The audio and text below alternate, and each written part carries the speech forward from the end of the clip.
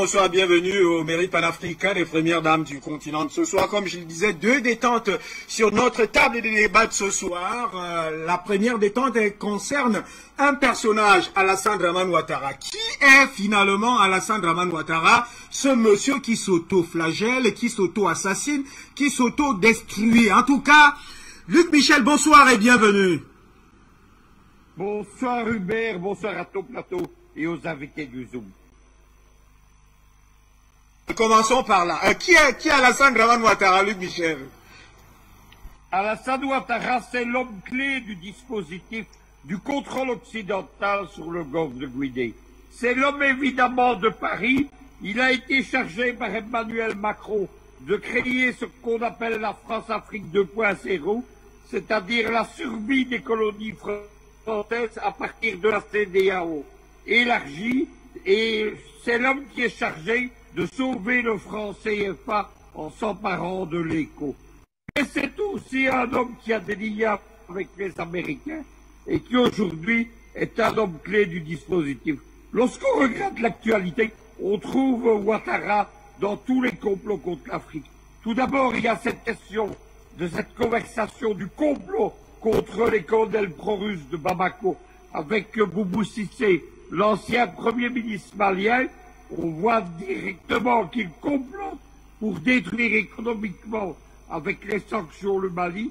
Il a reçu il y a quelques heures le général Burkhardt, qui est le chef d'état-major de l'armée française. Le but, c'est de transférer en Côte d'Ivoire les troupes de Barkhane, et il a également des contacts avec l'Afrique, puisque les troupes des forces spéciales américaines sont largement présentes sous prétexte de lutte antiterroriste en Côte d'Ivoire. La Côte d'Ivoire étant chargée par les Américains de remplacer le Sénégal, qui en raison de ses liens avec l'Iran n'est plus considéré aujourd'hui comme fiable.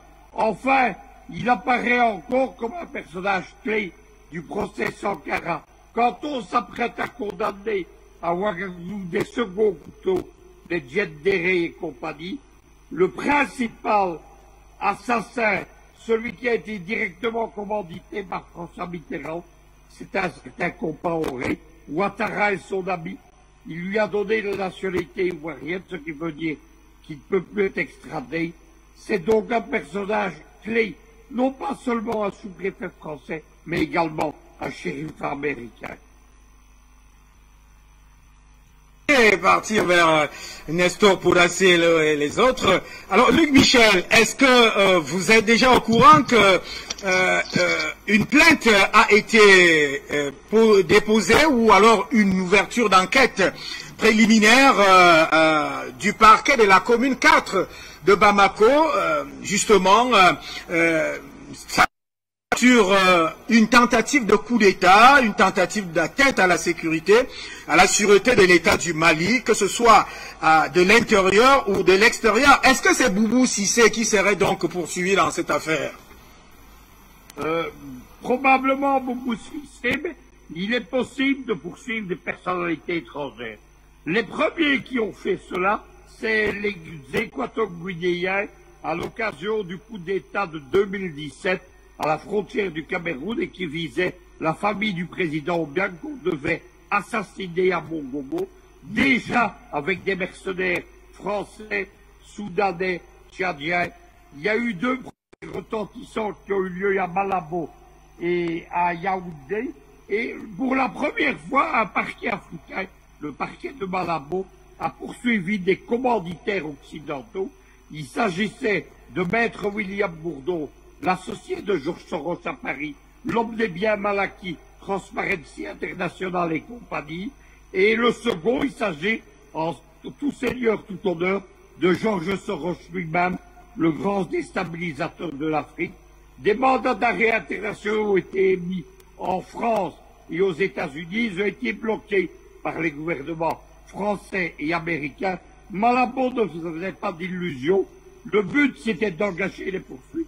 J'espère que le Mali va faire preuve évidemment de la même volonté et de la même capacité de résistance. Il faut que les commanditaires occidentaux de tous ces coups d'État, il faut qu'ils soient poursuivis Et comme on n'hésite pas, la justice soi-disant internationale, à poursuivre les Africains et à leur pourrir la vie, n'oubliez pas qu'avec un mandat d'arrêt international, même si un pays ne l'exécute pas, vous avez difficile à vous placer et à voyager, il faut que l'Afrique se défende et qu'elle ne compte plus sur la justice internationale. Je vous permets de vous lire ce communiqué, en tout cas, ce qui est justement fait aujourd'hui à l'endroit de ceux-là qui ont été sur des écoutes téléphoniques avec Alassane Dramane Ouattara. Alors, ouverture d'une enquête préliminaire par le parquet de Séan pour atteinte ou tentative d'atteinte et complicité à la sûreté intérieure et extérieure du Mali. Support, une conversation téléphonique dont l'authenticité est en cours donc de vérification entre deux hautes personnalités dont l'une est malienne. Bien voilà, Nestor Podassé, bonsoir et bienvenue. Bonsoir Iber Tundi, bonsoir à mes co-panélistes, bonsoir à tous les Africains, bonsoir à tout le monde. Bon, je ne sais pas si je suis activiste ou autre, mais je pense que c'est la même chose. Sinon, je suis le coordinateur national du Planète des Jeunes panafricanistes, section de Burkina Faso. Merci à vous, Nestor Podassé, pour aller très rapidement, parce que Luc Michel a dit pour vous qui est Alassane Dramane Ouattara, il n'est pas très loin de... Il y a une frontière qui vous sépare. Mais Alassane Ouattara, c'est mon frère, ou bien c'est mon papa, je sais, je peux m'exprimer ainsi. Parce que il a sa maman Côte d'Ivoire, son papa est burkinabé, son papa et moi, on vient du même pays. Son village et mon village, c'est pas très loin. Le village de mon épouse, c'est 50 km. Sendou Banfora. Donc je connais très bien la tombe même de son papa à Sendou dans la grande famille Ouattara. Donc il est africain comme nous tous, mais malheureusement il a la peau noire, mais son esprit est blanc. C'est ce que je peux dire, son esprit est colonisé quoi.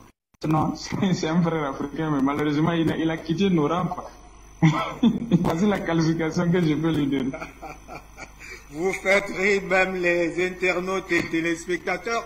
Alors, vous savez quand même qu'il y a un moment donné, quand il était à l'université de Pennsylvanie, sa nationalité était voltaïque. Oui. Il est allé aux États-Unis avec la bourse voltaïque dans les années 70, 71, 72. Donc, c'est l'État burkinabé qui a payé ses études.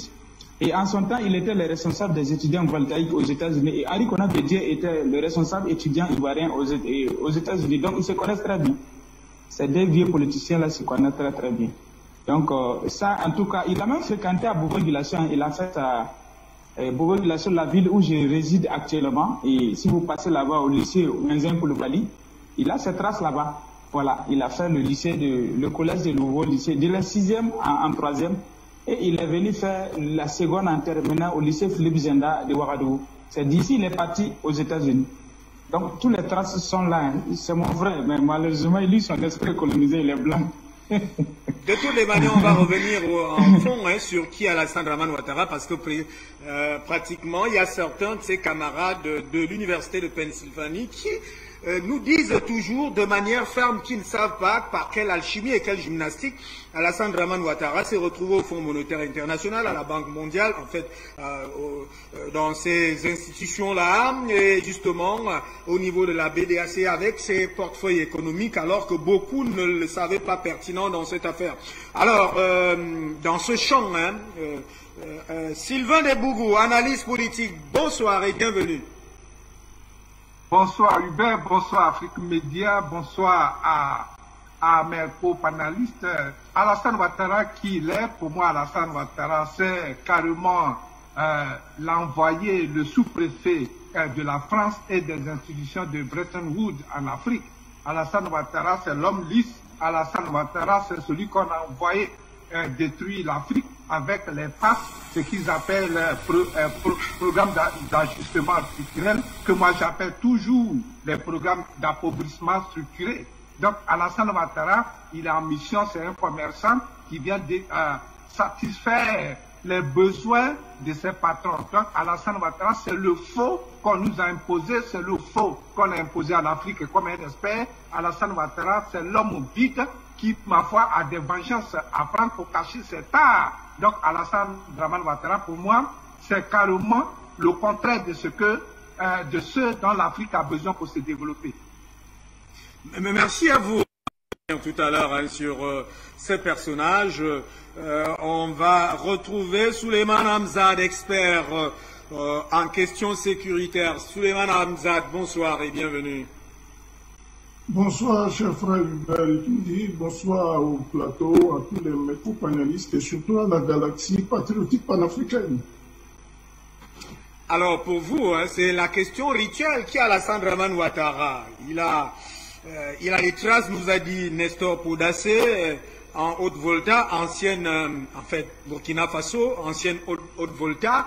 Les traces sont là, même si lui-même tente souvent d'aller nier, voilà, Nestor Poudassé, qui est même à 50 km de ces lieux-là. Alors, pour vous, qui est Alassane Dramane Ouattara? Ben écoutez, pour qu'on sache de lui, on sait qu'il est de père burkinabé et de mère ivoirienne. Et mieux, c'est quelqu'un qui a fait ses études, il n'y a qu'à aller sur le net pour comprendre. Il a fait ses études, une partie de ses études au Burkina Faso, et s'est déporté vers l'Europe. Et comme j'ai souvent dit sur vos émissions, 60 à 70%, qu'ils veuillent m'en pardonner, mais c'est la réalité, de nos intellectuels formés, forgés, formatés dans les universités européennes ne répondent que dans le mental européen, ne répondent que par le mental européen. Malheureusement, imbibés de toute cette réalité européenne, qu'on leur a ingurgité intellectuellement, ils deviennent ce que le feu général Mathieu Kédougou appelle au Bénin des intellectuels carrés. Et malheureusement, parmi ce groupe se trouve un certain nombre de personnalités qui se retrouvent malheureusement à la tête de nos États et qui, ce faisant, se trouvent de par leur acquaintance avec leur passé colonial et imbibés de tout ce que nous connaissons comme secte de soumission, se retrouvent aujourd'hui assujettis à mettre à genoux nos peuples, nos populations. Je pense que je peux résumer le personnage en tant que tel. Si vous prenez les 10 dernières années en ce qui concerne son histoire à la tête de la Côte d'Ivoire, vous savez, disons bien même avant, allons remontons à l'époque du président Félix Houphouët-Boigny, il s'avère que c'est un personnage qui a été invité en Côte d'Ivoire pour donner un coup de pouce, selon mes informations, dit-on, à l'économie ivoirienne, mais qui malheureusement a voulu être plus royaliste que le roi, c'est-à-dire chercher de sa place d'économiste, devenir Premier ministre et enfin se donner l'opportunité de devenir, disons, le chef de l'État d'une nation dont il n'a pas la nationalité. Cela nous renvoie en 1999 où il fallait régler ces problèmes de nationalité et sous le président Laurent Gbagbo, qui a été un homme, comme nous le connaissons, d'honneur, de dignité, de grandeur, lui a permis d'avoir, n'est-ce pas, ne serait-ce qu'un passeport pour lui et puis sa maman pour aller se faire soigner. En retour, nous savons quel a été le déboire qu'il a servi à ce dernier.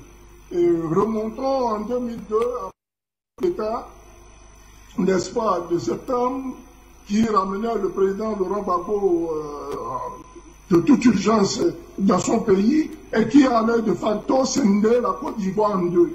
On retrouve encore le même personnage qui, selon les vidéos que nous avons captées et selon les enquêtes que nous avons faites sur le terrain, en train d'alimenter une rébellion qui va diviser la Côte d'Ivoire en deux et partant, allant jusqu'aux accords, se faire imposer par ses amis européens les accords de Minas Marboussi.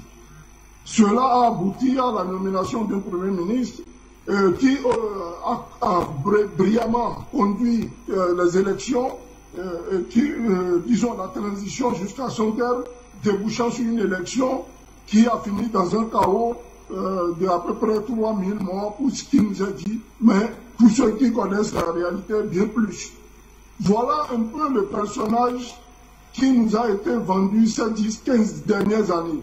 Un personnage fantomatique qui, malheureusement, au vu et au su de la nouvelle génération à laquelle j'appartiens, est un élément fortement nuisible.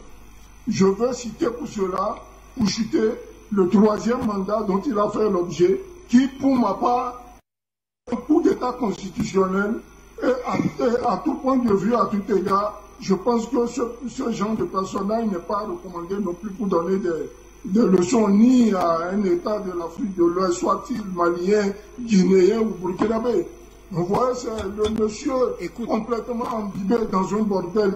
Sur le plan politique, sur le plan économique, c'est le champion de ce qu'a dit nos prédécesseurs, les programmes d'ajustement structurel qui ont conduit l'Afrique dans tous ces déboires, les différentes dévaluations que nous avons connues de cette maudite monnaie qu'on appelle le franc CFA, et aujourd'hui, les injonctions au niveau de la CEDEAO qui nous empêchent de respirer, qui empêchent le peuple, le vaillant et grand peuple malien, dont nous sommes tout à fait, je vais dire, solidaires, n'est-ce pas, dans son combat, de respirer. Voilà un personnage qu'on n'arrêtera jamais de chercher à comprendre. Et vous voyez, en dernière analyse, le voilà sur une bande audio qui va déstabiliser un autre État. Une bande authentifiée. Je répète bien, une bande authentifiée. Voilà le personnage que je peux vous décrire. Et je pense que l'Afrique à laquelle moi j'appartiens, parce qu'aujourd'hui il y a une Afrique très diversifiée, n'a pas besoin de ce genre de personnage. Nous avons besoin plutôt de gens qui sont là, qui vont servir le peuple, que des gens pour déstabiliser de droite à gauche, n'est-ce pas, les nations. Drissa Mimen, merci à vous, Souleymane Hamdad. Drissa Mimenta est-il avec nous? Bonsoir et bienvenue. Drissa Mimenta, c'est certainement d'ailleurs au lieu de vous sur les remparts, va nous rejoindre. Alors, on va peut-être, pour comprendre le phénomène Alassane Dramane Ouattara dans ce qui se passe actuellement en Afrique de l'Ouest, je vous convie de réécouter, peut-être vous avez déjà écouté cette vidéo, cette conversation très authentique avec Boubou Cissé, qui est une personnalité pratiquement malienne. C'est clair, les voix sont bien claires. C'est vrai qu'au parquet 4 de Bamako, de la commune de Bamako, on est en train d'examiner l'authenticité. Je vous propose de réécouter ces écoutes, s'il faut se répéter, téléphoniques. Allô? Oui, bonjour, monsieur le président. Frère, bonjour, comment ça va? Ça va, merci, vous-même. Oui, ça va bien, ça va bien. C'est où, là? Je suis arrivé hier sur Abidjan. Ah, d'accord, on m'a fait le message, mais je ne savais pas si tu étais à Niamey ou à Abidjan. Si, je suis arrivé hier. Ah, ben, je suis content, je suis content. C'est quelques jours ici. D'accord, en attendant qu'on se voit, je voulais que tu me briefes un peu. Oui. Je vois le président de la commission aujourd'hui avant qu'il n'aille au Burkina. D'accord. Voilà, comment les choses se passent au Mali? Bon, malgré tout ce qu'ils veulent faire croire, oui. La situation reste très difficile pour eux. Vraiment, ça va être extrêmement difficile de tenir encore 3 à 4 semaines financièrement. Donc, la pression, elle est vraiment là, elle est réelle, elle monte. Oui. Économiquement, les prix ont flambé, y inclut les denrées alimentaires. C'est difficile aujourd'hui de se procurer du riz à un prix normal, du sucre. Tout ce qui est ciment aussi a été affecté. Même la main-d'œuvre commence à se plaindre un peu parce que les gens ne travaillent pas beaucoup. Donc, je pense qu'ils ont beaucoup de pression, mais bon, ils essayent de gérer ça. Faire croire qu'il n'y a pas de problème. Voilà, c'est le contraire. Mais c'est vraiment, on voit qu'ils n'ont pas d'économistes parmi eux, quoi. Comment ils font ceux qui vont un pays qui a 30 à 40% de son budget financé par l'extérieur? Ils pourront payer les salaires 1 ou 2 mois, mais c'est tout. Après, ils pourront même plus payer les salaires. C'est vrai, en février, ils pourront même pas. 1000 milliards d'emprunts régionaux. Absolument. Donc, en 2021, mais ils n'auront pas ça. Comment ils vont faire? Ils n'ont plus accès à ça. Oui, absolument. Le ministre des Finances a fait sortir une lettre, il y a une dizaine de jours, où il menaçait carrément les banques commerciales, quoi. À souscrire. Et puis, il a insisté pour qu'ils souscrivent physiquement. Voilà, donc, ils mettent un peu de pression sur les banques où l'actionnariat malien est le plus importants, quoi. Ouais, sur la BMS. La Banque de solidarité, et voilà, puis, exactement. Et puis la Banque de développement, Voilà. Bon, c'est terrible. C'est la seule, je pense que maintenant, Choguel a pu trouver un moyen de faire adhérer une bonne partie de la population à un combat que lui seul a pu mener, quoi. Maintenant, c'est le combat contre la France, c'est le combat contre l'Occident. Donc, il y a un certain nombre de gens qui sont derrière eux pour ça. Qui commencent aujourd'hui à réaliser que économiquement, financièrement, ça ne va pas, ça ne peut pas aller. Ils sont idiots. La Russie est la 11e puissance économique aujourd'hui. La Russie n'emprunte pas les moyens du Canada ou de la Corée. Vraiment, c'est pas la Russie qui va régler leurs problèmes. C'est vraiment, on dirait que c'est des naïfs et des ignorants. Ils sont très naïfs. Ils sont vraiment très, très naïfs. Et il n'y a pas de gens qui réfléchissent autour d'eux et puis sur ces aspects économiques-là. Mais la réalité vraiment est en train de les rattraper. Moi, je pense qu'ils seront écrasés par ça d'ici 2 semaines maximum. Je comprends. On dirait qu'ils sont tombés sur la tête. Oui. Et puis, c'est pas Choguel l'élément vraiment important. Hein. Ils le prennent plus au sérieux, mais c'est plutôt, ils l'utilisent, mais c'est surtout le ministre de la Défense et le ministre de l'Intérieur. Oui, en tout cas, la défense, j'ai toujours su qu'il était un peu, le plus jusqu'au boutiste, quoi. Oui, c'est un rusophone. Il pense que quand il va voir que la Russie peut pas les aider, en dehors de leur faire des promesses et d'envoyer quelques biens matériels. Je suis en train de faire un point. Si j'ai l'occasion. Oui, non, j'essaierai de te voir ça avant de, je pars, je crois, c'est mercredi ou jeudi, mais je ferai tout pour te voir. D'accord. Avant de voyager, on a le sommet à Accra le jeudi, et c'est là qu'on parlera du Mali et de la Guinée. Et puis, ensuite, je continue sur Addis Abeba. Je ferai tout pour te voir avant. D'accord, monsieur le Président, ça me fait plaisir. Voilà. Si une information urgente n'hésite pas de m'appeler. Hein. D'accord. Voilà. Merci beaucoup. Merci, monsieur le Président. Merci bien. Bon après-midi. Bon courage. Merci. Hein. Merci bien. Merci bien. Ouattara, sa voix se reconnaît très bien, celle de Boubou Cissé aussi. Lorsqu'on regarde le contexte, c'était avant la tenue justement du sommet extraordinaire de la CEDEAO au Ghana. Et M. Ouattara était en route justement aussi après cela pour Addis Abeba. Alors, Luc Michel, quelle est l'analyse et la lecture que vous faites de ces écoutes et de cette conversation? Qui a comploté et qui se réjouit des malheurs du pays voisin, et le soi-disant grand économiste arrogant qui parle de son métier, il ne se rend pas compte qu'il est en train de détruire sa propre économie. Il y avait des informations du port d'Abidjan ce matin qui laissent engrainer que les sanctions contre le Mali. C'est une catastrophe pour une série d'États voisins, en particulier la Côte d'Ivoire. Les soi-disant chiffres de Ouattara, ce sont des chiffres de propagande. En 2019, quand il était en froid avec la question du Brexit avec les États-Unis, l'administration Trump avait ouvert un dossier contre Bakayoko, son Premier ministre, et son frère Tene Ibrahim, pour du trafic de drogue à grande échelle. Tout cela a été enterré par l'administration Biden, qui de nouveau fait faux sur le régime de Ouattara, mais ça indique simplement un personnage peu recommandable, et on manque de mots pour définir. Là, on peut encore comprendre chez un sous-préfet français, mais l'ancien Premier ministre Boubou Cissé, lui, carrément comme malien, c'est un traître à son pays. Ce sont des gens qui doivent être sortis et éliminés de la politique africaine. Alors, Souleymane Hamzat, vous avez écouté sur Alassane Dramane Ouattara et M. Boubou Cissé. Quelle appréciation faites-vous de ces écoutes? Commençons par les appréciations. Nous allons examiner le contenu tout à l'heure. Bon, écoutez, l'appréciation que je fais de ces écoutes-là, c'est que les écoutes de ce genre, Dieu fait miracle pour le Mali.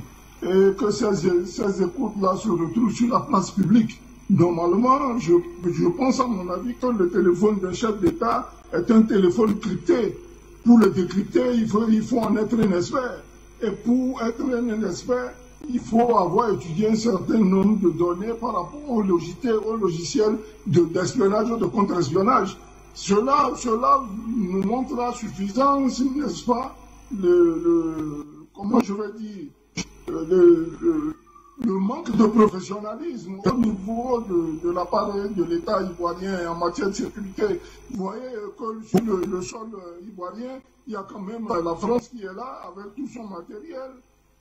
Je pense que le président Alassane Ouattara lui-même devrait commencer par avoir peur de son entourage et partant même de son téléphone. Ce n'est pas la première fois qu'il se retrouve avec des scandales, n'est-ce pas, au niveau du téléphone. C'est une honte pour l'intelligentsia, n'est-ce pas, sécuritaire qu'il a autour de lui. C'est une défaillance notoire dans son système sécuritaire. Et à ce niveau-là, je pense que ceux qui ont pu mettre la main sur cette fameuse écoute téléphonique, ceux-là, vraiment, ils sont à saluer. Parce qu'ils sauvent d'une part la vie au Mali, mais d'autre part, ils nous prouvent à suffisance que ce personnage, comme je l'ai dit antérieurement, reste un personnage fantomatique, qu'il faut, n'est-ce pas, prier le Dieu unique pour que vraiment il s'occupe de son cas. C'est quelqu'un qui est très nuisible à la sous-région. Je déplore celui de son n'est-ce pas, débatteur au niveau du bout du fil, n'est-ce pas, de plonger, mais n'est-ce pas, dans ce que j'appelle une haute trahison. Celui-là doit être rapidement recherché à travers des mandats internationaux, et mis aux arrêts et puis conduit devant les tribunaux pour trahison, n'est-ce pas, le déchoix même de sa nationalité s'il le faut, de l'inculper pour conspiration contre l'autorité de l'État, contre l'État en bande organisée, ce que eux-mêmes souvent font à leurs opposants en les traitant au premier coup d'entreprises terroristes. C'est déplorable ce que nous voyons là, et pour des dirigeants soi-disant qui se veulent le patron de la CEDEAO qui inculque des injonctions à ses pairs, je pense que les autres chefs d'État devraient se servir, n'est-ce pas, de ce qui se passe actuellement pour prendre des distances vis-à-vis de ce personnage sulfureux.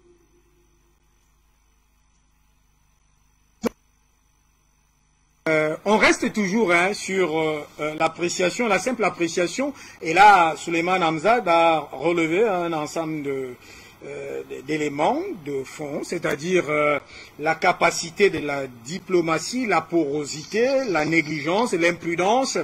Alors, pour vous, quelle appréciation faites-vous? Nestor Podacé, est-ce qu'il est avec nous? Oui. Je crois qu'il est là, il nous suit. Je suis là. D'accord.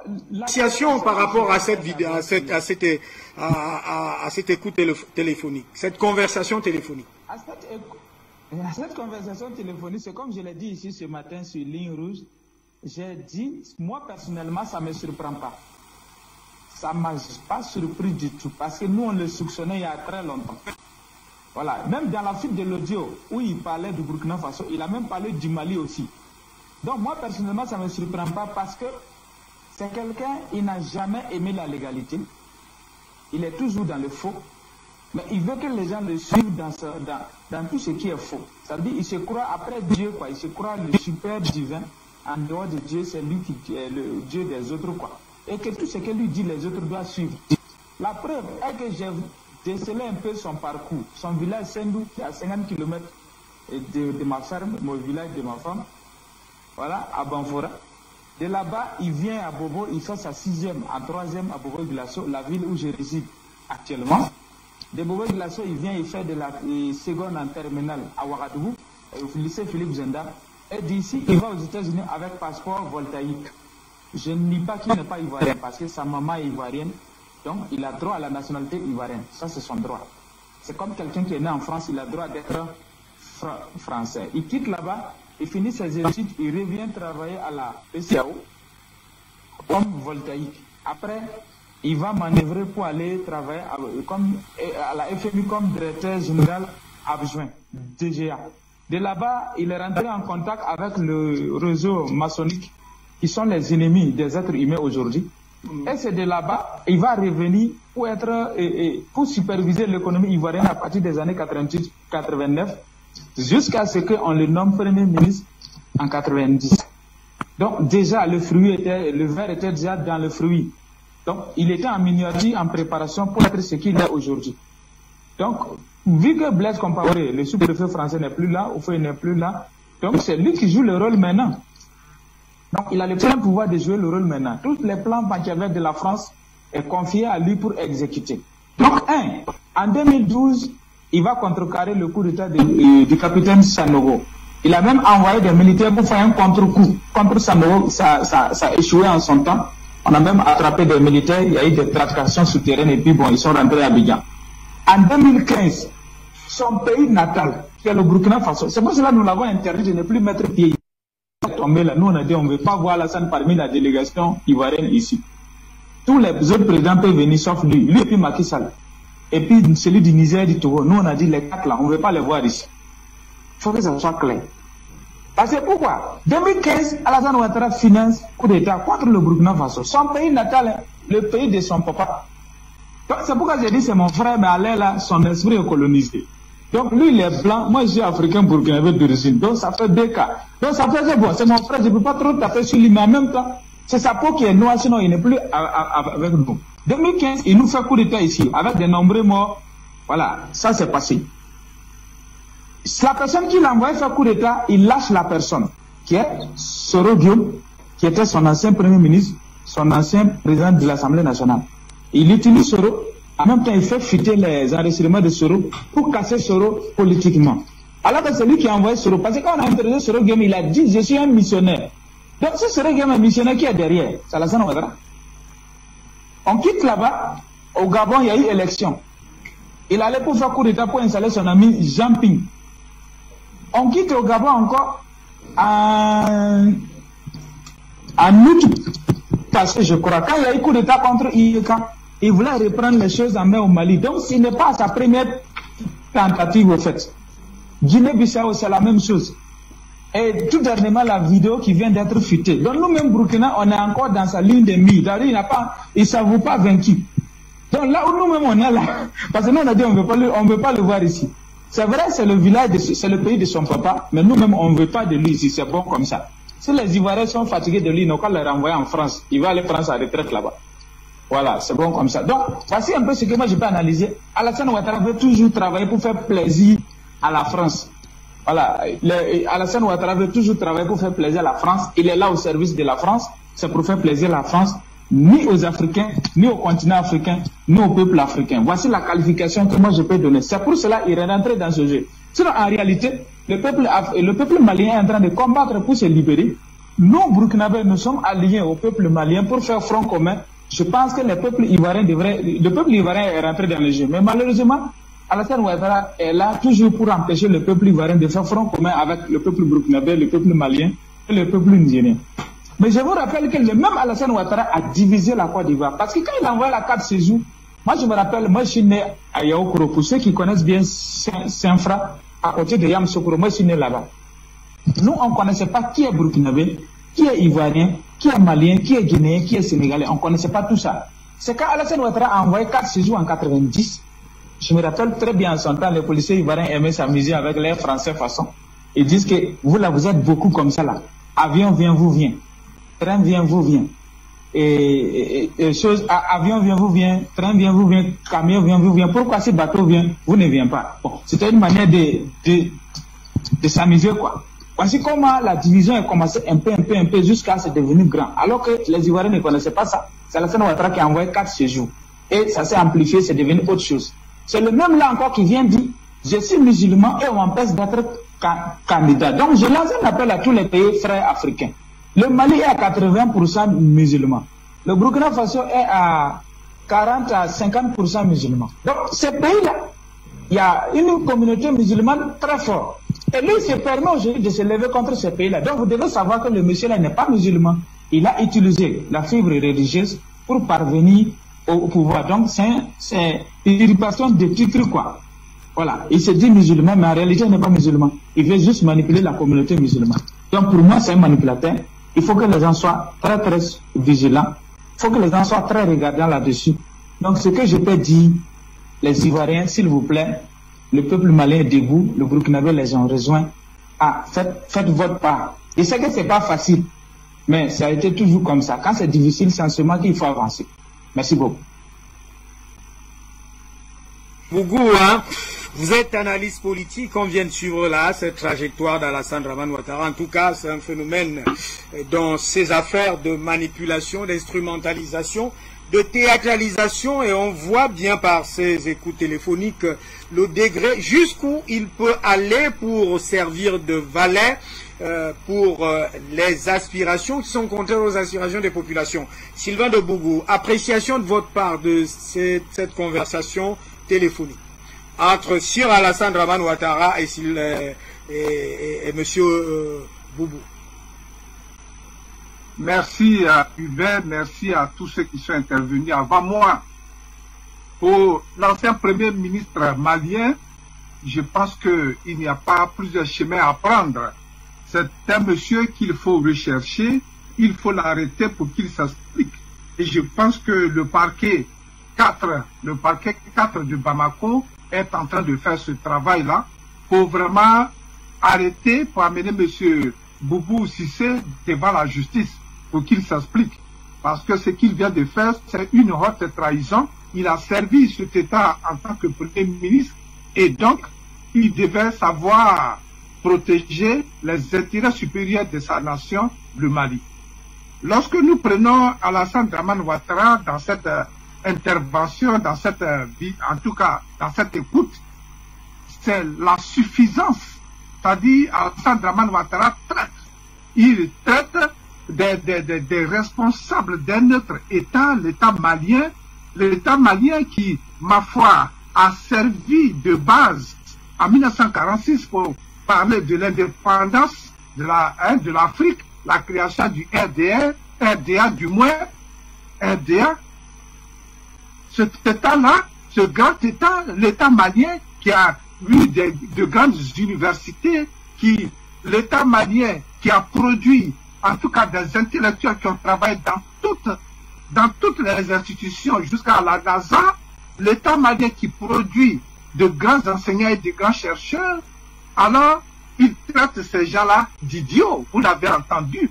Alassane Dramane Ouattara, en tout cas, fait un transfert de ses insuffisances personnelles sur les autres personnes. Il les traite d'idiots, il les traite d'ignorants, il les traite il parle même d'absence d'économistes dans leur rang et il rit.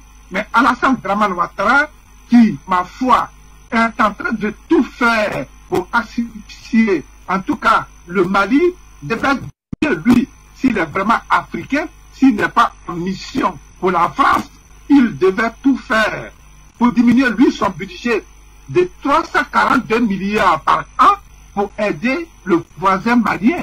Mais non, Alassane Dramane Ouattara se sert de cet argent pour corrompre des gens comme Cissé et Boubou. Et c'est très grave. C'est grave. Et je pense que les dirigeants maliens actuels de la transition devraient prendre leurs responsabilités. Ils doivent être vigilants parce qu'aujourd'hui, nous avons eu la chance d'avoir accès à cette écoute, mais et les autres écoutes que nous n'avons pas la chance d'avoir, et les personnes qui vont se déplacer entre les deux camps, c'est-à-dire Alassane Dramane Ouattara et ses élèves, Alassane Dramane Ouattara et ses envoyés spéciaux. C'est cela. Alassane Dramane Ouattara il montre réellement qu'il n'est pas là pour l'Afrique. C'est ce qui en tout cas, me passe dans la tête. Alassane Dramane Ouattara se dit intouchable aujourd'hui parce qu'il a corrompu, il faut qu'on le dise, mon prédécesseur le disait, il faut que les Ivoiriens jouent leur part, c'est vrai. Alassane Dramane Ouattara a épuré, l'armée a épuré, en tout cas, la fonction publique ivoirienne, l'armée ivoirienne, la sécurité ivoirienne. Il a épuré tous ces domaines-là en installant, en tout cas, des valets qui lui sont reconnaissants, des gens qui ont combattu, qui ont pris les machettes, qui ont pris les fusils pour égorger, pour éventrer des Ivoiriens et des Ivoiriennes. Et donc, il les a récompensés. Souvenez-vous qu'Alassane Dramane Ouattara a récompensé avec l'argent de l'État ivoirien tous ces rebelles qui ont égorgé d'autres Ivoiriens. Et c'est ces gens qui aujourd'hui sont aux commandes. Voici le problème ivoirien. Mais cela ne saurait continuer. Alors, qu'on se calme. Sinon, Alassane Dramane Ouattara est une personnalité à ne pas fréquenter. Il est nuisible, il est nocif pour toute l'Afrique et non pour la Côte d'Ivoire seulement. Alassane Dramane Ouattara, c'est la main noire de la France-Afrique que les panafricains sont en train de combattre. Alassane Ouattara, c'est l'homme qui se dit Dieu. Et son ancien, ou bien son président de l'Assemblée nationale malade actuellement, l'avait dit. Il dit, après Dieu, c'est Alassane Ouattara. Et donc, voici l'homme qui vit dans des rêves, l'homme qui vit dans des cauchemars. Donc, Alassane Dramane Ouattara, pour nous, à travers cette écoute, a une fois de plus donné raison aux panafricanistes qui disent que Alassane ne devait même pas être au devant d'un État. Et pour nous, à travers lui, la CEDEAO, l'Union africaine, toutes ces institutions sont des boîtes vides qu'il faut réellement écarter de notre chemin et les refaire. C'est là que je m'arrête pour l'instant. Cher ami Sylvain de Bougou, vous avez touché un élément de fond.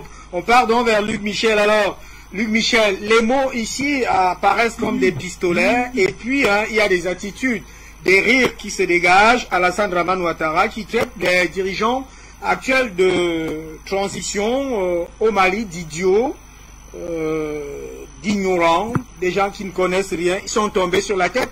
Alors, est-ce qu'avec ces mots, la relation, ou tout au moins ce qui est convenu aujourd'hui et qui doit se dérouler dans la CEDEAO, est-ce que ça va encore laisser la sérénité? Luc Michel. Je ne pense pas, vous savez que c'est dans une mauvaise passe. Elle n'applique pas le programme que Paris lui avait défini. Et elle mécontente éthiquement les Américains. Les grands problèmes de la CEDEAO actuellement, ce n'est pas la question de Ouattara. C'est la rivalité pour les marchés économiques africains entre les anglo-saxons, Londres et Washington. Tout cela va finir comment, on ne sait pas très bien. En attendant, évidemment, vouloir faire de la Côte d'Ivoire une plateforme d'agression pour les pays voisins, ce n'est pas du tout une solution.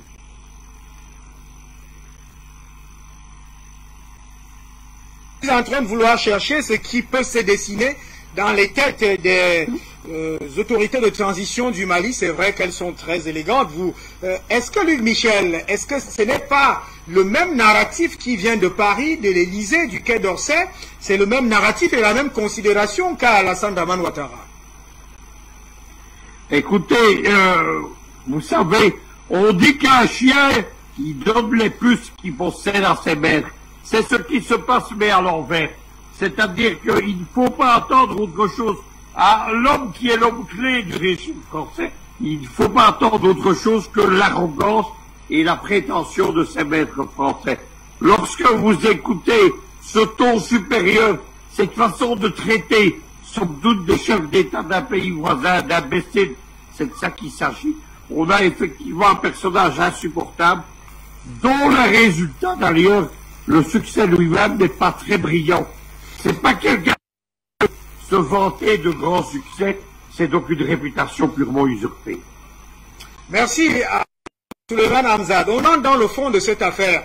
Peut-être cela a déjà été fait, mais nous allons encore aller un peu plus loin. Alors, quand un chef d'État se prononce de cette manière au téléphone, quelle est la condition psychologique et même psychopathologique de ce monsieur qui a pour nom Alassane Dramane Ouattara?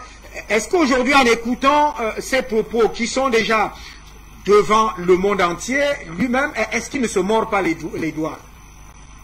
Ben oui, c'est le serpent qui se mord la queue.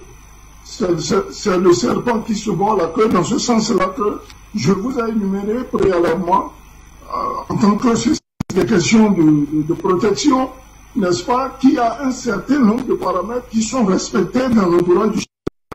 Son téléphone n'est pas un téléphone, n'est-ce pas, que n'importe qui peut pirater, par exemple. De deux, il y a un langage à avoir quand on est responsabilité oui, c'est sur ce langage-là que je voudrais qu'on s'arrête. Hein. Peut-être qu'on va même reprendre ces écoutes tout à l'heure. Je voudrais qu'on s'arrête sur les mots prononcés par Alassane Dramane Ouattara. Ça ne va pas chercher dans l'attitude élevée d'un chef d'État. Mais c'est gravissime. C'est gravissime pour un chef d'État, n'est-ce pas, dans son rang, de se permettre d'avoir ce genre de propos, n'est-ce pas, vis-à-vis d'un de ses collègues. Assimi Goïta reste, le colonel Assimi Goïta reste, à tout point de vue, à tout égard, le chef de l'État légitime. Les Maliens le comptaient comme tel. Il a prêté serment. Il a prêté serment même devant les éléments de la CEDEAO. Donc pour nous, il n'y a pas de transition pour nous. C'est le chef de l'État du Mali. Point. Et on avance. Il a une feuille de route. Maintenant, qu'un chef d'État, le très idiot de naïvement, qui n'ont même pas de... Si le Mali n'a pas d'économiste, comment le Mali tient depuis qu'il y a eu ce coup d'État là? Comment le Mali arrive-t-il à payer ses salaires? Comment aujourd'hui il y a des délégations sur le plan économique accompagnées du ministre des Finances qui sera en Mauritanie? Je crois même hier, la Guinée même, il y a eu une réunion de concertation, n'est-ce pas, bipartite par rapport aux accords douaniers. Tout ce qu'il fallait faire pour que les produits maliens puissent avoir accès à son territoire. C'est inadmissible, irresponsable et indécent de la part du chef d'État, n'est-ce pas, de traiter un collègue à mon avis, deux incidents. Le premier, c'est un incident diplomatique. Un incident diplomatique au cours duquel, moi, si j'étais à la place du colonel Assimi Goïta, n'est-ce pas, je renvoie illico fasto n'est-ce pas, à l'issue de l'authentification de cette écoute téléphonique, je renvoie l'ambassadeur ivoirien chez lui. Et je demande des explications. Le deuxième point, c'est que sur le plan même économique et social, cela va envenimer davantage, n'est-ce pas, les relations des deux États. Heureusement que les peuples ivoiriens et maliens sont des peuples éveillés et savent tous qui est Alassane Dramane Ouattara. Il n'aime pas se faire appeler Dramane, mais je pense qu'il est le drame aujourd'hui de la sous-région. Et pas des propos comme ça, il peut enflammer, n'est-ce pas, les relations qui lient l'État ivoirien, n'est-ce pas, à l'État malien. C'est inadmissible. Nous pensons que ces pères chefs d'État devaient le ramener à la raison. Je pense qu'il tire le bouchon trop loin et a tiré le bouchon trop loin. Comme le disait mon grand-père, l'hirondelle qui attire la pluie reçoit sur sa goutte les premiers jets. Merci à vous, Souleymane Hamzad. Alors, Nestor Podassé, nous sommes là maintenant dans le contenu. On s'inquiète quand même et on s'interroge. Le parquet de la commune 4 est en train de faire l'examen de l'authenticité, mais la plupart des experts qui ont reçu cette vidéo certifient pour l'instant que on ne se trompe pas de la manière, de la voix d'Alassane Dramane Ouattara, sa manière de causer, de parler, de M. Boubou Cissé, qui est ancien Premier ministre ivoirien. Alors, on entre dans le contenu. Alors, quand on arrive à des injures qui viennent d'un chef d'État et qui s'adressent à des autorités légitimes, légales, Souleymane Hamzad vient de le rappeler, qu'Assimi Goïta, d'ailleurs, a prêté serment, son pouvoir a été reconnu de manière judiciaire et légale.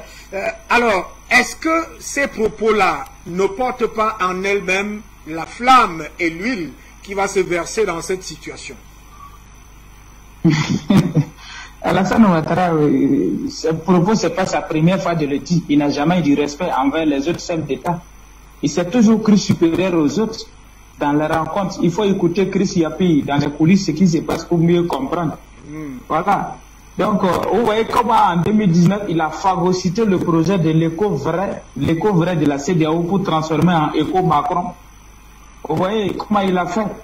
Il est là à Abuja, il a laissé Macron à Abidjan, là à Abuja, revenu, prend micro et dit à Abidjan, ouais, écho, ça sera les 8 pays de la CEDEAO. Il a phagocyté ça devant le Nigeria, devant le Ghana, devant la Guinée. Donc, vous voyez que c'est quelqu'un qui n'a jamais eu de respect pour ses pairs et chefs d'État.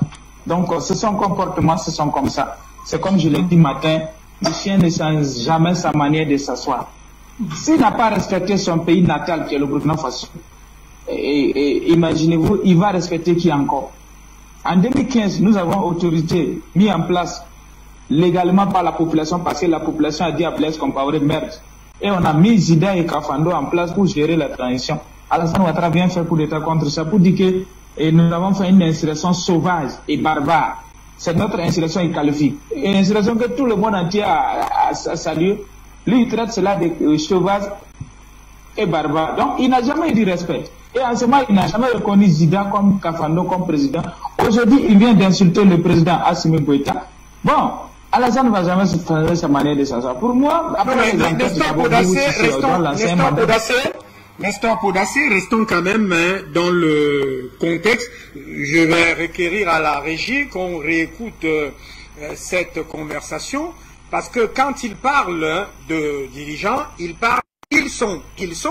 J'ose croire que nous restons là dans un pluriel qui est globalisant, c'est-à-dire le président de transition, le chef de l'État du Mali, les autres autorités, le gouvernement, le Conseil national de transition, parce que ils sont représente pratiquement tout cet establishment qui est désavoué par la CEDEAO. Et vous le savez, lorsqu'on lit ces paroles au contexte, parce qu'il dit qu'il doit aller s'entretenir avec le président de la commission de la CEDEAO, on peut comprendre qu'en réalité, il s'adresse à toutes ces autorités. Et ce n'est pas à une personne, mais c'est quand même aller très loin cela. Non, pour moi, il est allé très loin parce que non seulement il dit ils sont, c'est le pluriel, c'est-à-dire le président, le premier ministre, et les ministres, et le CNT, tout le président du CNT, ainsi que, tu vois, non, tout l'organe dirigeant de la transition, quoi, je veux dire. Il dit ils sont. Et en même temps, il pointe quelque chose. Il dit c'est l'autre là qui est dû, le ministre de la Défense. Et tu vois, non. Donc, ça veut dire qu'il y a des hommes du régime. C'est cela qui fait qu'ils tiennent. Voilà, sinon, s'ils tiennent. Tu vois un peu, c'est une manière de montrer que non, il faut casser. Comment on dit ça? Ça veut dire que pour le moment, ils n'ont pas utilisé comme cinquième colonne. L'équipe est soudée. Donc, il veut montrer qu'il y a des failles, alors que non, c'est pas ça. Ce que la CEDEAO a fait là, nous, on trouve que c'est inhumain. Alassane Ouattara ne devrait pas s'asseoir aujourd'hui. C'est moquer du peuple malien. Moi, je me demande ce fois, si nous avons un cœur de chair dans notre cœur, c'est ça. Est-ce que nous avons à l'intérieur, là où il y a le cœur, est-ce que c'est la chair ou bien c'est caillou? Sinon, si tu n'as pas un cœur de caillou, de pierre, je ne vois pas si tu as la chair réellement. Comment tu peux te moquer du malheur d'un peuple africain qui cherche à s'affranchir, à être indépendant? Comment vous voulez qu'on reste esclave à vie? Moi, c'est ça qui me fait mal. L'insulte, jusqu'à insulter les autorités de transition, là, il n'est pas sa première forfaiture. Il l'a fait avec le Burkina Faso en 2015. Il a eu à faire les autres. Il prend les autres comme ça. Il se prend toujours supérieur aux autres, en fait. Il n'a jamais eu d'humilité. Ou un peu. En son temps, même dans son propre camp, c'est pareil. C'est comme ça. Il traite Ahmed Bakayoko son fils, Amadou Gon son fils, Soro Guillaume son fils, jusqu'à il parle que il n'est pas assagi, il va s'assager. Bon, je ne vais pas rentrer trop dans tous ces détails-là. C'est trop quoi. Je ne peux pas tout dire ici aujourd'hui. J'ai décidé d'être poli aujourd'hui, sinon si moi je devrais sortir de mon impolitesse aujourd'hui là, la toile allait s'enflammer d'une manière. Donc je préfère rester dans mon statut de politesse aujourd'hui. Et on va aller doucement. Ce que je sais, ce qu'il a dit c'est grave. Donc la justice doit faire son travail. Et Boubou Cissé, c'est que les juridictions maliennes, je ne connais pas trop les textes des juridictions maliennes, mais ce que je sais, même s'il y a lieu de déposer plainte à la CEDEAO, la cour d'appel de la CEDEAO, ou bien à la cour de l'Union africaine, ou bien à l'ONU, il faut le faire, c'est important. C'est possible lancer un mandat d'arrêt contre eux parce que c'est atteinte à la sûreté. Et on dit une déstabilisation d'un pays voisin, en complicité avec certains fils internes. Boubou Cissé est malien. Lui, Alassane Ouattara, il y a des choses. Et son village là, le village de sa maman là, ça fait frontière avec le Mali. Nous sommes le même peuple. C'est les frontières du blanc qui nous ont divisés. Moi, je ne sais pas pourquoi il allait jusqu'à ce niveau-là. Moi, pour moi, il allait trop loin. Sincèrement, il allait trop loin. Et ça, je pense que la justice doit faire son travail. Merci à vous, Nestor Podassé.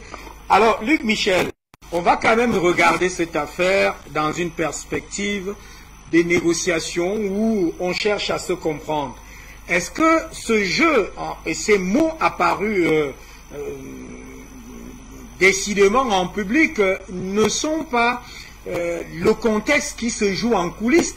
On veut négocier, mais on traite les gens d'idiots, on les traite d'imbéciles, on les traite d'être tombés par la tête et autres, alors que ceux-là, en réalité, sont dépositaires des aspirations des populations, du peuple qui, pendant près de 6-7 mois, avait fait déposer Ibrahim Boubacar Keïta. Est-ce que sur Alassane Dramane Ouattara essaie de s'inscrire dans cette géopolitique pour comprendre qu'il est en face justement des peuples de cette Afrique de l'Ouest? Non, pas du tout. Vous savez, lorsqu'on a l'intention de négocier, particulièrement en matière diplomatique, on a un minimum de respect pour l'autre partie et de volonté de parvenir à un accord. Ouattara, qu'est-ce qu'il fait? Il vise à détruire le Mali. Son but avec les sanctions, c'est de détruire le Mali. Ils sont de façon extrêmement machiavélique. Ce n'est pas ce personnage-là qui va obtenir un accord, qui va alléger les souffrances de tous les peuples de la région. Il est là pour appliquer un agenda occidental. Et l'agenda occidental, c'est détruire la révolution malienne. Et comme il l'explique très bien, chasser les colonels pro-russes du pouvoir à Bamako. C'est lourd, évidemment, d'ombre et de pesanteur pour l'avenir.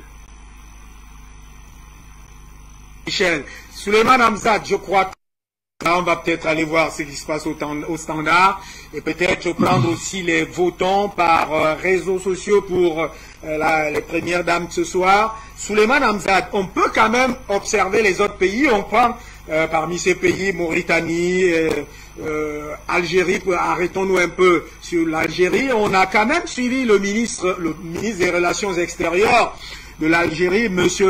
Lamamra Ramdan, qui, lui, en principe, dit que son pays a proposé une négociation entre la CEDEAO et l'Union africaine. Est-ce que des négociations encore de ce genre peuvent se tenir lorsqu'on a un trouble fait comme Alassane Dramane Ouattara avec ce que vous avez suivi vous-même tout à l'heure?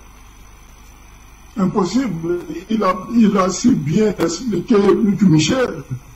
Il a dit de manière assez claire, que ça soit compris de l'opinion de la conscience collective, que ce monsieur, il est au-delà de la dictature. Quand vous parlez de la dictature, ça peut encore se comprendre, mais ce monsieur est dans une autocratie terminale.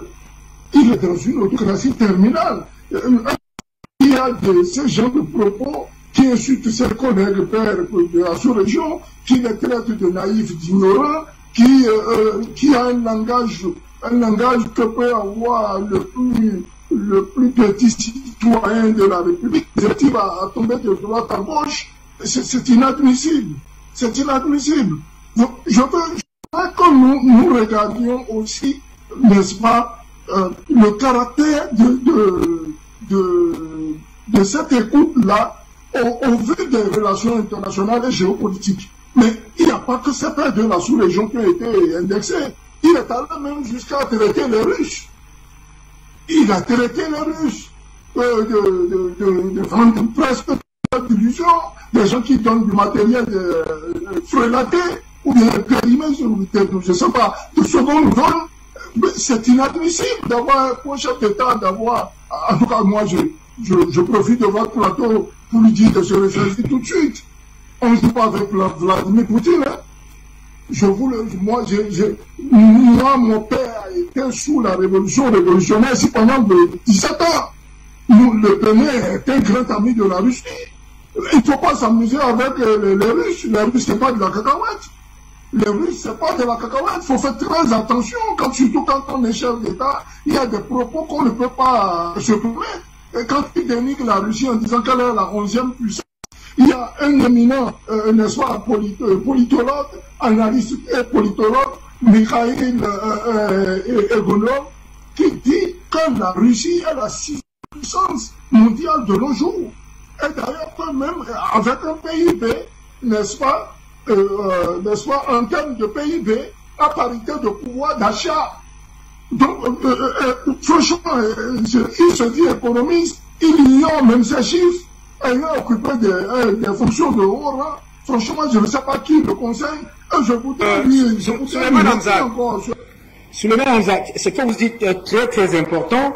Alors, est-ce qu'un chef d'État peut aller jusqu'à ce niveau à traiter le matériel russe qui a été commandé, qui a été réceptionné d'ailleurs par le Mali, d'un vieux matériel, parce que ce sont ces mots.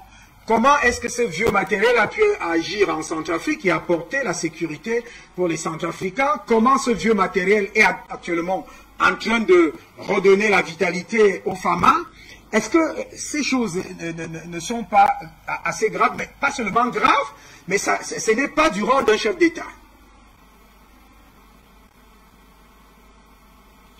La main sur le cœur, et je défie quiconque viendra me dire le contraire. Sur n'importe quel type de plateau de télévision, les armes russes sont les meilleures.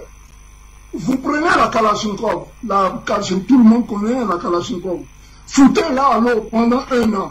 Ressortez-la, armée, déclenchée, appuyez sur le mécanisme de mise à feu, vous voyez la balle part. Prenez une autre arme, vous êtes obligé d'aller à des réparations. Ils ont les mêmes. Rendez-vous compte que sur tous les théâtres d'opération, la première arme que vous trouverez, c'est d'abord la Kalachnikov. C'est l'arme la mieux vendue. Elle a été créée pour défendre, n'est-ce pas, le peuple russe sous la révolution.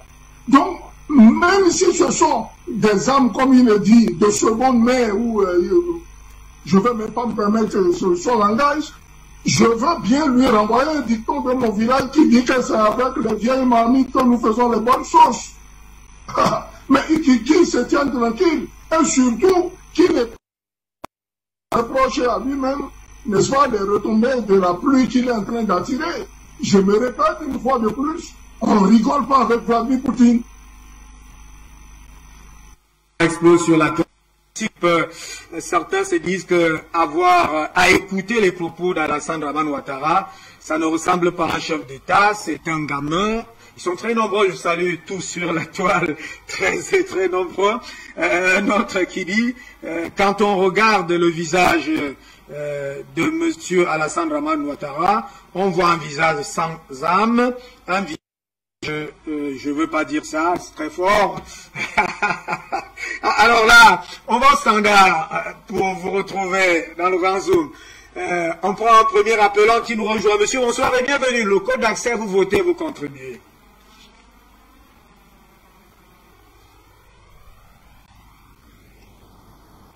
Est-ce que nous sommes avec cet appelant? Vous me recevez, mon cher Hubert Etondi? Vous êtes à l'antenne, Delphin. Quand vous êtes déjà là avec le standard, vous avez dit que vous êtes à l'antenne. Je vous reçois naturellement et je vous ai entendu. Je m'excuse, j'ai fait les... Je commentais, on a remarqué les clichés de Hamzat Daoud. Alors, des soucis de connexion entre nous et Gitega. Peut-être qu'on va prendre quelqu'un d'autre derrière vous, Delphin, le temps que ça s'améliore. Vous êtes très nombreux d'ailleurs, et à la toile, c'est pratiquement l'explosion aussi de ce côté-là, sur ce personnage d'Alassane Dramane Ouattara qui ne cesse de nous donner, beaucoup acceptent avec Nestor Podacé qu'il est noir, mais il agit comme le colon occidental.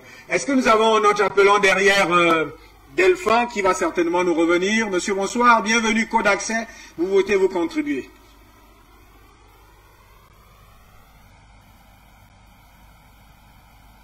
Bonsoir. Bonsoir, vous êtes à l'antenne, allez-y. Merci. Je vote pour la première dame de la SCA. Je salue vos invités, spécialement Nestor. Nestor, aujourd'hui, tu as été vraiment, comme tu l'as dit, très poli, et puis tes paroles sont consistantes. Très bien. Dieu te bénisse. Tu as tout dit, le fruit est dans le fait et le verre est dans le fruit depuis longtemps. C'est ça, Ouattara. Aujourd'hui, c'est clair. Ouattara veut créer la guerre civile. Ce qu'il fait, c'est pour créer la guerre civile. C'est ça le plan diabolique des francs-maçons. Parce qu'ils pêchent dans l'eau trouble. Alors, je passe par ici, ce n'est pas trop long, pour lancer un appel à tous nos frères et sœurs qui sont dans ce cercle de se ressaisir essaient, ils n'écoutent pas. Parce que c'est des gens, ils sont plus intelligents que les autres. Ils pensent appartenir à une lumière. Ils mentent, ils trompent, ils trahissent. C'est comme ça les humains, le moment actuellement, universellement, tous ceux-là sont maudits. Parce qu'ils appliquent une injustice contre l'humanité. Ce n'est pas seulement un coup d'Ivoire. Alors, nous demandons de se ressaisir. Ils laissent leur vie de sortir. Parce que les biens matériels qu'on leur propose, c'est donc tout presque nos économistes qui sont à cette pause, sont des francs-maçons, et c'est comme ça qu'ils voient les autres comme des minables. Parce que leur Dieu, c'est l'argent. Avec l'argent, ils ont la force, c'est ce qu'ils disent. Alors, qu'ils se ressaisissent avant qu'ils soient trop tard. Ils sont tous maudits. Avec leur progéniture qui les suivent. Alors, nous lançons un appel à l'opposition, soit disant opposition. On ne sait pas quoi ils sont opposés. L'opposition malienne. Alors, vous devez cesser le jeu que vous voulez jouer. Sinon, c'est l'Afrique qui est perdant, hein. C'est vous, c'est les pays africains qu'on tue. On ne tue pas les Européens, on ne tue pas les Américains. C'est les Africains qu'on tue dans tout cela, là. Parce que ça se passe en Afrique. Ressaisissez-vous. Ressaisissez-vous. Alors, le même cas, avec ces écoutes-là, c'était passé au Bénin avec la dame Rikia et ses consorts. Sur le manque de témoigner. C'est comme ça la franc-maçonnerie. On veut semer le chaos pour détruire nos pays. Et c'est mauvais. Vous avez fait jusque-là pendant 70 ans. Mais qu'est-ce que vous avez récolté? Ressaisissez-vous. Ce n'est pas sérieux. Si vous ne pouvez pas laisser la politique n'est pas un jeu de mensonges. Mais c'est ce que vous pensez. C'est de détruire l'Afrique. Ça suffit. Ça suffit. Je vous bénisse, Hubert. Nous sommes en guerre. Dieu de notre côté. Merci. La posture de Nestor Podaxé ce soir. On reste au standard pour prendre notre appelant. Monsieur, bonsoir. Podaxé, vous votez, vous contribuez. Ce sont les premières dames naturellement.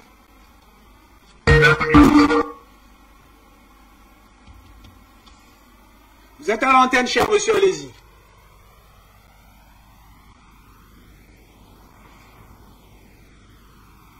Est-ce que nous sommes avec cet appelant?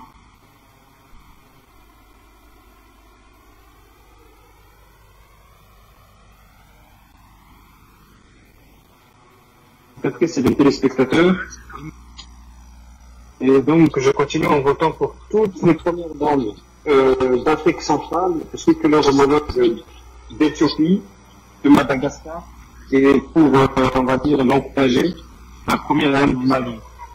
Donc, l'essentiel a été dit, hein. Je veux simplement dire que, pour nous, M. Ouattara, d'ailleurs, ce message depuis 2011, nous pourrons considérer que le fauteuil présidentiel de Côte d'Ivoire est vacant depuis 2011.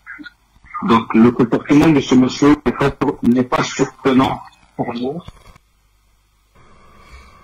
Merci. Je précise, et la réalisation devrait nous aider là en faisant circuler à l'écran, passer au petit écran. Les premières dames, ce sont les premières dames pour ce samedi. C'est d'ailleurs le samedi consacré aux premières dames. Est-ce que nous avons notre appelant derrière? Madame Alice Kwasi, bonsoir, bienvenue. Code accès, vous votez, vous contribuez. Vous appelez depuis Paris. Ok, bonsoir Hubert Toudi. Bonsoir. Alors, je ne connais pas le nom de la femme de Assimi Goïta, mais sinon, si je connaissais son nom, j'allais le prononcer, mais je vote pour elle. Et puis, la femme de votre président, là, Paul Biya, et puis les autres femmes, Madame Ouattara. Alors, hier, j'avais parlé sur Afrique Média en disant que, vu ce qui se passe, vu les votes de ce que tout le monde écoute là, le président Assimi Goïta de lancer un mandat d'arrêt international contre Alassane Dramane Ouattara. Il faut que le pays montre à Ouattara qu'il n'est pas le tout puissant, quoi. il va falloir que le président Assimi Goïta lance un mandat d'arrêt contre Alassane Dramane Ouattara. Même s'il n'a pas été arrêté, parce qu'ils vont faire des magouilles pour pas qu'il soit arrêté, mais ça sera l'honneur pour le Mali et le déshonneur pour ce monsieur. Ça serait le déshonneur total pour Alassane Dramane Ouattara. Et tu crois, dans cette histoire, c'est la communication qui prime. C'est-à-dire, le Premier ministre malien doit monter au créneau, parler en français, parler en bambara, pour dire aux Maliens ce qui va arriver et ce qui arrivera. S'il y a quelque chose qui arrivera au Mali, c'est Alassane Dramane Ouattara qui est à la manœuvre. Il faut que les panafricains maliens, il faut que tous ces gens-là communiquent, parlent au peuple malien. Si jamais il y a l'opposition qui veut manifester, mais il va falloir que maintenant le gouvernement en place essaie d'expliquer ce que l'opposition veut faire. L'opposition malienne veut prendre le Mali pour mettre dans la main des Européens.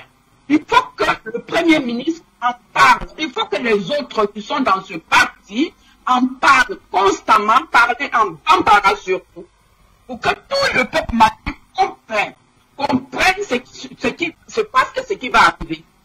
De surcroît, qui a donné le droit à Alassane Dramane Ouattara de se comporter ainsi? Il parle au nom de qui? Du peuple ivoirien? Parce que nous, on ne l'a pas élu. Il a été élu à 3 à 4%, voire 5%. Quelqu'un qui est illégitime. Il est illégitime à Alassane Dramane Ouattara. Il n'est plus le président des Ivoiriens, qu'il le sache une fois pour de bon. C'est à nous qui l'avons élu. Il s'est imposé au peuple de Côte d'Ivoire par les Kalash. C'est un dictateur, c'est un coup d'étaïste, il a fait un coup d'état constitutionnel. Donc nous, dans ce groupe, il se comporte comme qui au nom du peuple ivoirien. Mais nous, on lui a donné ce droit, c'est nous qui l'avons élu. Donc, je demande à ce que les panafricains du monde entier, tous ceux qui se sont mobilisés, que ce soit le Sénégal, le Mali, le Burkina, partout, tout le monde va sortir pour brandir les pancartes, pour demander la démission d'Alassane Dramane Ouattara. Et sur tous ces pancartes, on écrit dictateur, brouilleur, criminel des pays africains. Il va falloir que les Africains se lèvent contre ce monsieur. On ne va plus le laisser détruire l'Afrique. Il a assez fait, il a assez tué le peuple ivoirien, ça suffit. Donc voilà ce que je voudrais dire, parce que quand on parle de Dramane, on ne veut même pas voir la photo d'Afrique Média parce qu'il nous donne, le mot de tête. Bonne soirée. Fraîche, et vous allez certainement rester tranquille comme Jean aussi depuis les États-Unis. Je vous salue très amicalement. Alors, panafricanement, on reste encore au standard. Est-ce que nous avons un appelant? Bonsoir et bienvenue. Code d'accès, vous votez, vous contribuez. Oui, bonsoir le panel. Je dis bonsoir au PDG d'Afrique Média, je l'embrasse, aussi au président Banakani que j'adore. Je vote Madame Dia. Je voudrais rectifier quelque chose, je voudrais rectifier. Alassane Dramane Ouattara, son père est Botaïque, sa mère est Botaïque. Celle qui préconise ta mère n'est pas sa vraie mère. La vraie mère de Alassane Dramane Ouattara est Botaïque. Son père vient de Fendi. Donc la mère d'Alassane Ouattara qui a été enterrée à Dimoko, à Abidjan, en Côte d'Ivoire, n'est pas la vraie mère de Dramane Ouattara. Bon, c'est ça que je voulais rectifier. Sinon, il est burkinabé, papa burkinabé, maman burkinabé. Botaïque. Ok. Vous savez, Alassane Dramane Ouattara, je vous dis que c'est le cancer de la Côte d'Ivoire et c'est le cancer de toute l'Afrique. Parce que ce monsieur avait un plan, c'est-à-dire qu'un bateau voulait plus de 1500 morts le jour sur la désobéissance civile. Alors, un bateau voulait 1000 morts pour faire de l'islam. Siam à la tête de la Côte d'Ivoire. Donc, comme c'était au moins 300, ça n'arrangeait pas Siam. Et ça n'arrangeait pas Macron. Donc, le plan a échoué un peu. C'est pas pour faire de l'islam. Donc, il voulait beaucoup de gens comme ça. Ils voulaient aider tuer le jeune Assimi Goïta. Il veut tuer ce jeune. Et veut tuer encore ce ministre. le Premier ministre, ce monsieur est très très dangereux. Il faut finir avec ce homme-là. Il n'est pas ivoirien. Et puis je voudrais dire au président Assimi Goïta, tous ceux qui veulent marcher, les opposants qui veulent marcher là, il faut les arrêter pour qu'ils fassent une formation militaire. Et ils vont les envoyer au nord. Parce qu'il y a des villages qui n'existent plus au Mali. Il y a des villages qui n'existent plus. Et ils sont venus détruire ces villages sur la carte. Donc dès qu'ils ont tué des gens, eux ils sont là, ils ne font que penser à leur base. Ils prennent la guerre avec Draman Ouattara, ils prennent la guerre avec la France, ils ne voient pas la souffrance du peuple malien. Donc, il faut les arrêter, ils vont faire une formation militaire. On va les jeter, ils vont aller combattre là-bas, ils vont voir comment c'est. Les gens assassinent les militaires, les gens tuent. Macron et ses gadgets se fabriquer et les Maliens. S'ils veulent marcher en masse là, il faut les arrêter tous et ils vont aller faire la formation militaire, ils vont aller sur le terrain. Parce que les gens qui mettent à le mettre du eux, ils sont là, ils pensent à leur banque. Ils sont là, ils pensent à leur banque.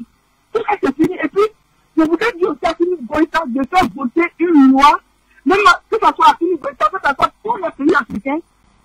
Maintenant, les présidents français n'ont plus le droit de rencontrer les opposants africains. Le président français n'ont plus le droit de rencontrer le président africain et aussi l'ambassadeur. Tous ceux qui vont recevoir de l'argent avec l'ambassadeur, la peine est de 5 à 10 ans et puis ils sont passés à 10 ans. Depuis les États-Unis, hein, les internautes ont fait la remarque, vous venez de le préciser, ben, il faut encore aller au fond de cette remarque qu'ont fait les internautes sur la mère d'Alassane Dramane Ouattara. Beaucoup ont signifié ici que sa mère dite ivoirienne est la mère adoptive et que sa vraie mère est burkinabé, donc de l'ancienne Haute-Volta. On prend un dernier appelon pour revenir sur ce plateau et aller maintenant vers la deuxième détente. Est-ce que nous avons un autre appelon? On prend ce dernier. Vous êtes très nombreux, mais on va se limiter à celui-là. Bonsoir, cher monsieur. Code d'accès, vous votez, vous contribuez. Oui, merci. C'est encore de temps. J'espère que... Donc, je disais que je donnais mon vote du Cameroun sans passer.